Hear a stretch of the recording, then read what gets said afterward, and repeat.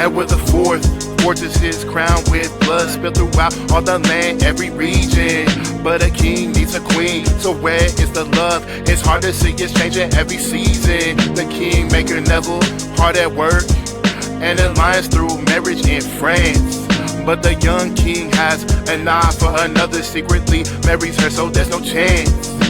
Elizabeth Woodville, that's who he chose. A widow and a native, for that he'll expose. Throwing out my hard work, jeopardizing peace eluded. For one of common stock, the royal line not diluted. The Woodville family, her scoundrel of a father, have the ear of the king I made. There's no honor, so with the old former king locked up in the tower, I will show everyone who has the power. Queens and earls, who makes a king? One gives birth to the heir to the throne. Queens and earls, who makes a king? The other forges policy abroad and back home. Queens and earls, who makes a king? One brings light to the walls made of stone.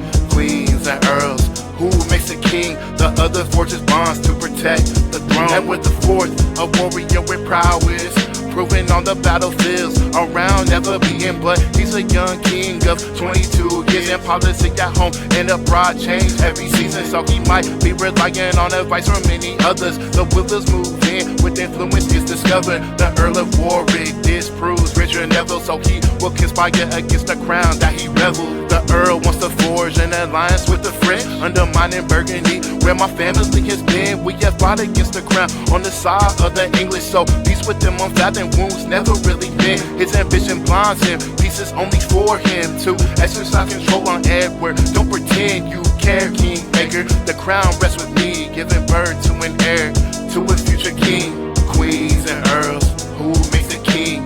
One gives birth to the heir to the throne. Queens and earls, who makes a king? The other forges policy abroad and back home. Queens and earls, who makes a king?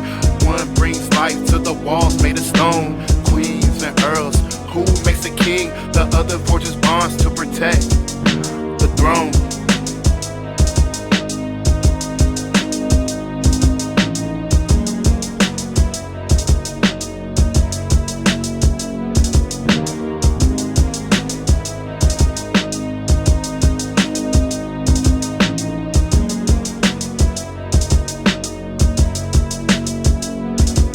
To the tower, the former king Henry isn't well. He gets weakened by time, weakened by himself. Richard Neville engineers a rebellion against Edward.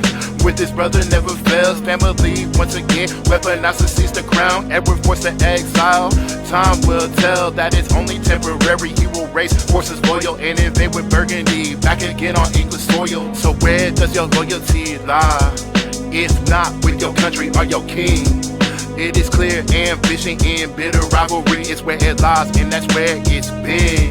Neville treasonous because he lost his favor, and in his mind betrayal was perceived. No love for the newly crowned queen, and her family shouldn't be heard or seen. From the tower to the throne, Henry briefly restored, most likely back to the tower once more. Edward is a feared warrior in battles loom on the horizon. Three sons again will soar the battle standard of the king in exile as he marches to another epic battle in this war of roses, a power that is pulled back and forth between family, kings, queens, and earls. So where does your loyalty lie? If not with your country or your king? Most likely it lies in the bitter machinations for control of a crown that's been deceived. Will they ever settle this without the sword? Will they ever tell her this without the blood? Who really makes kings when there's no love? Is it a queen or an earl? And is it all enough?